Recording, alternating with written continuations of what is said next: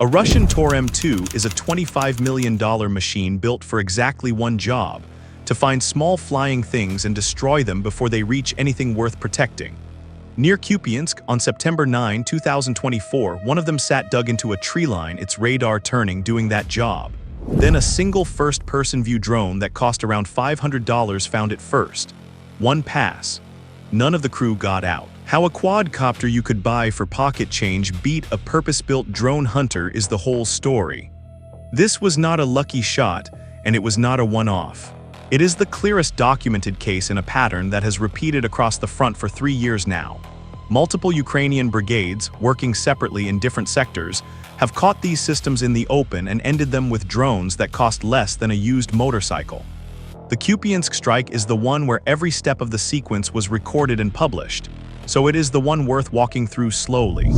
Start with what a Tor actually is, because the whole point of this story sits inside that answer. The Tor family is a Soviet-designed short-range air defense system, and the Tor-M2 is the modern version Russia fields today. It rides on a tracked chassis, and it carries its own radar and its missiles in one integrated package. That matters. A single Tor vehicle can find a target, track it, and shoot it without help from anything else. It does not wait for a separate radar truck.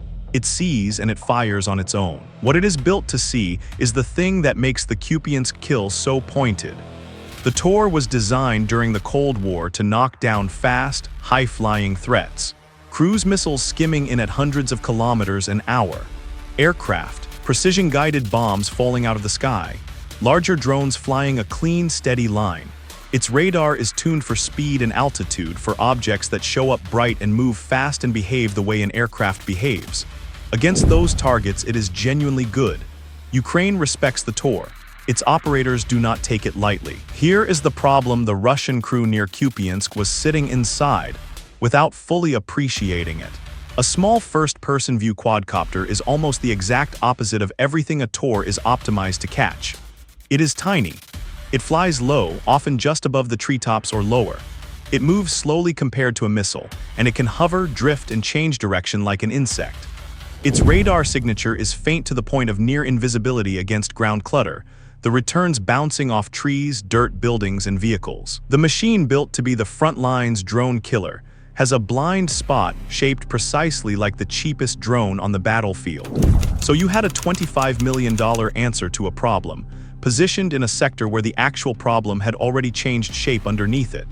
And that is the sector we need to understand next.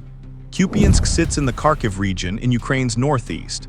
It is a rail town on the Oskil River, and rail towns matter in this war more than their size suggests, because armies still move most of their heavy supply by train. Whoever holds the ground around Kupiansk influences the logistics for a wide stretch of the northern front. Ukraine liberated the town in September 2022 during the Kharkiv counteroffensive.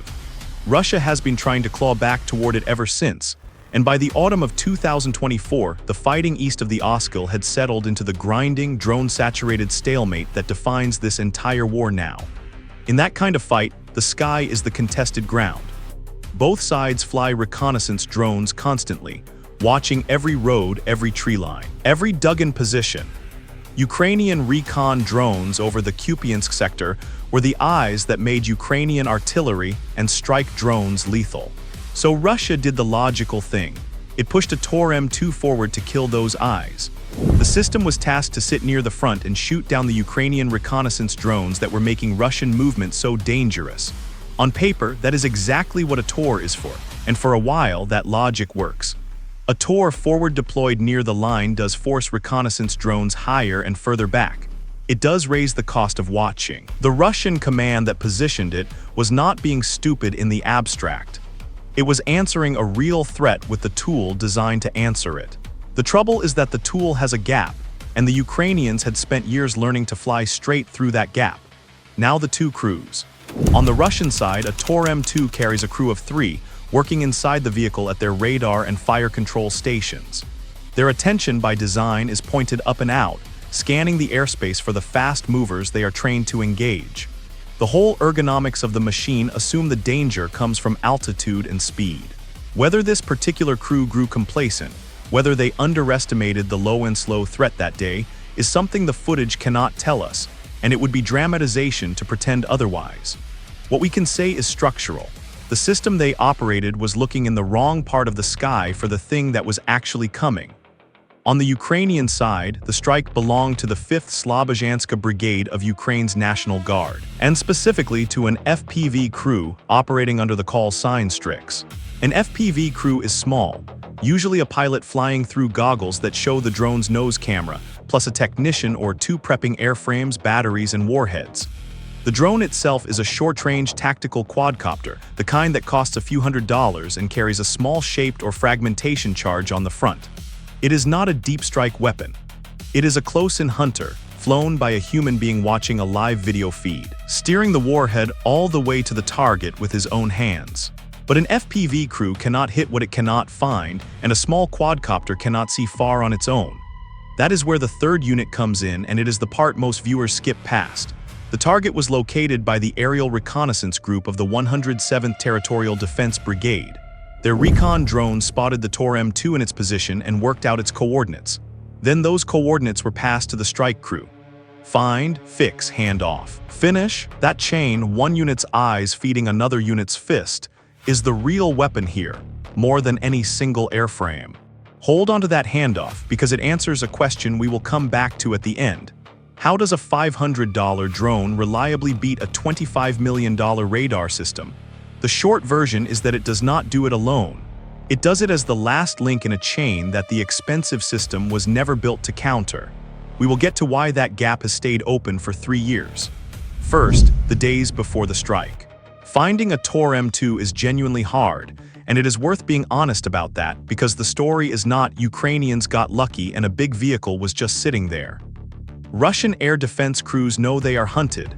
They move, they dig in. They park under trees and drape camouflage netting over the launcher and the radar so the vehicle's distinctive silhouette breaks up from above. A Tor tucked into a tree line can be nearly invisible in a single frame of drone video. You are looking for the wrong-shaped shadow, a track mark in the dirt that ends where no farm vehicle would go, a glint of metal that does not belong to a tree. That is the patient, unglamorous work reconnaissance crews do all day. They fly grid patterns over suspected positions. They compare today's imagery to yesterday's, looking for what changed. A vehicle that was not there this morning.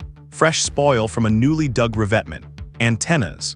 Heat on the thermal cameras, where the engine or the electronics warm the surrounding air. Somewhere in that process, the recon group of the 107th Territorial Defense Brigade fixed the Tor-M2's position with enough confidence to call in a strike. Open-source accounts of these hunts describe exactly this rhythm, hours of watching for the few seconds of certainty. And there is a hard reality that makes the recon job dangerous, which loops right back to what the Tor was there to do. The reconnaissance drones doing the finding are precisely the targets the Tor was deployed to shoot down. So the Ukrainian eyes are hunting the very system that exists to blind them.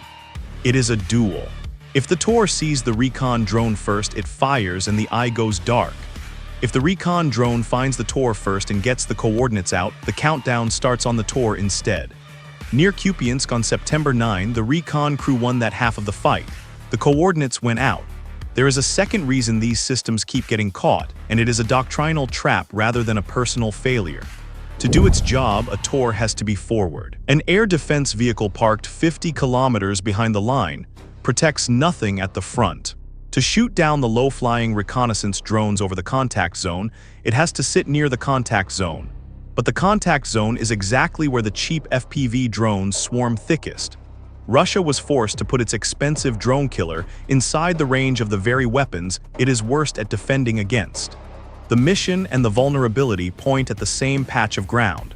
By the time the strike crew received the target data, the outcome was already leaning hard one way, even if nobody in that Russian vehicle knew it yet.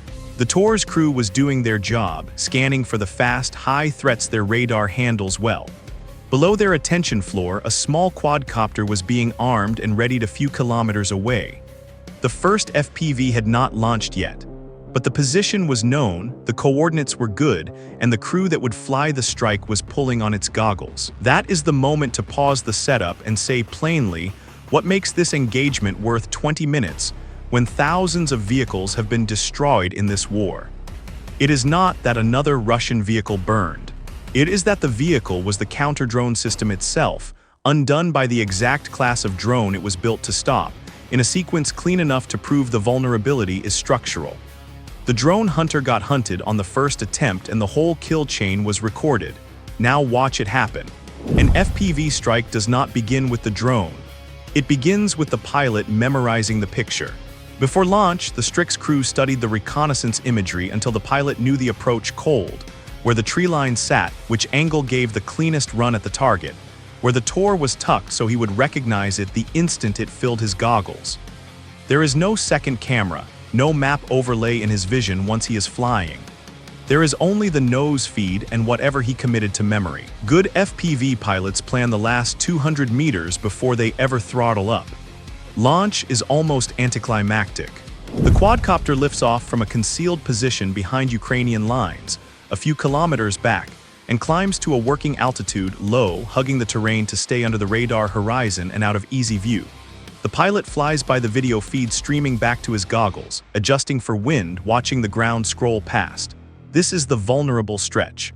The link between drone and pilot can drop.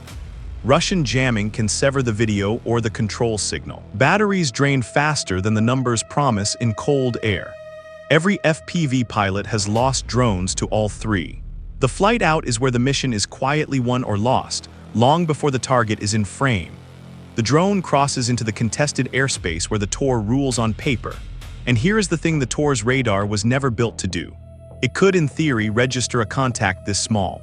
In practice, a low, slow quadcopter blends into the ground clutter.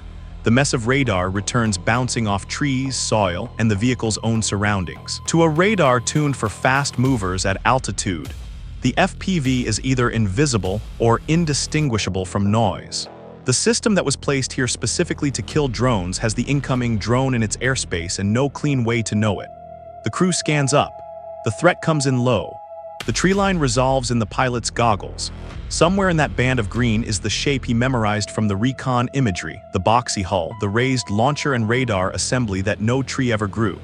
He steers toward it, dropping altitude, trading his remaining battery for a clean line. This is the part no automated system does as well as a trained human. He is not dropping a bomb on a coordinate. He is flying a warhead by eye, correcting meter by meter, aiming for the spot on the vehicle where the hit matters most. The final seconds of an FPV run compress fast. The target grows from a smudge to a shape to a wall of detail, camouflage netting, the angle of the launcher, the dark line of a hatch. The pilot commits. There is no pulling up, no going around. The last correction is a twitch of the sticks. And then the video feed fills entirely with the side of a $25 million machine. And then it cuts to static. That cut to static is the confirmation every FPV pilot knows. It means the drone stopped existing at the same instant it arrived. On the first attempt, the Strix cruise drone struck the Tor-M2 and destroyed it. That phrase "first attempt" carries more weight than it looks. FPV work often takes several drones per target. Links drop, warheads glance off armor, the first pass misses, and the crew sends a second and a third. Here, one drone, one pass, one hit. The National Guard Brigade's press service reported the strike and stated plainly that the vehicle was destroyed and its crew were killed. 3 men who had been scanning the sky for the wrong threat did not get out of the vehicle. The engagement, from the drone's point of view, lasted only as long as one battery charge. And that is the whole climax, which is the point. There was no dramatic duel, no volley of missiles fired back, no dramatic escape. The most expensive machine in the fight simply did not get a vote, whether its optics were even pointed the right way. Whether the crew had any warning in the final seconds, the footage does not show it, and inventing it would be dishonest. What the record supports is stark enough on its own. A purpose-built drone hunter, found by one Ukrainian unit and finished by another, gone on a single pass by a drone costing a fraction of a percent of its price. Sit with the arithmetic, because it is the part that should worry Russian planners more than any single loss. A Tor-M2 runs to roughly $25 million, even setting aside the missiles it carries and the years of training baked into its crew. That is the price tag on the hull and its electronics. The FPV that ended it cost around $500. That is a ratio of about 50,000 to 1. For every one of these trades, Russia can lose the equivalent of 50,000 Ukrainian strike drones and still be behind on value. This is the math that has been reshaping the entire front, but raw cost is only half of it. The other half is what the Tor represented in that sector and what its loss took away. It was not just a vehicle. It was the local answer to Ukraine's reconnaissance drones, the thing that was supposed to push Ukrainian eyes back and buy Russian movement some cover. With it gone, that cover was gone. The recon drones the Tor was meant to swat could fly the sector more freely again, which meant Ukrainian artillery and strike crews could see more, which meant everything Russia tried to move through that ground got more dangerous. Removing one air defense system quietly degrades everything it was protecting. Replacing it is not simple either. Russia does not have an endless supply of Tor-M2s, and it cannot conjure trained air defense crews overnight. Every system lost to a $500 drone is a system that took a factory months to build, and a training pipeline years to crew. The loss ripples outward. A gap in the air defense coverage has to be filled from somewhere, which means either thinning cover on another stretch of front or leaving this stretch exposed. Neither is free. That is what a single FPV bought for the price of a weekend away. Now close the loop we opened at the start. How does a cheap drone reliably beat a system built specifically to stop cheap drones? Not by out-teching it. By exploiting a gap that sits in the physics and the doctrine. Not in any one crew's mistake. The Tor's radar is tuned for the wrong threat. Its mission forces it forward into the drone's killing ground. And the drone that gets it does not hunt alone, it arrives at the end of a chain, one unit's reconnaissance handing the target to another unit's strike crew. The 107th found it. The 5th Slobozhanska finished it. The machine in the middle was never designed to survive that combination. Which brings us to why this is a pattern and not a headline. The Kupiansk strike is the cleanest documented case, but it stands in a line of them. Across 2023, 2024, and into 2026, separate Ukrainian units have destroyed Tor series and other Russian air defense systems with FPV drones along different parts of the front. The 5th Slobozhanska, the 14th Mechanized, the 42nd, the Achilles Regiment, the 414th Brigade of Ukraine's Unmanned Systems Forces, which took out a Tor in the Donetsk region in a wholly separate engagement. Different brigades, different sectors, same result. When one crew does something once, it can be luck. When many crews do it repeatedly, in isolation from each other, it is a structural weakness. That weakness is the real story, and it is not going away on its own. Russia can keep pushing air defense systems forward to fight Ukraine's reconnaissance drones because it has to. But every time it does, it places a system worth tens of millions inside the reach of drones worth a few hundred, aimed by a reconnaissance and strike chain that gets sharper every month. The Tor near Kupiansk did its job right up until the moment the job put it exactly where it could not defend itself. On September 9, 2024, a $500 drone found the $25 million drone hunter first, and the price of guarding the wrong part of the sky came due in a single pass.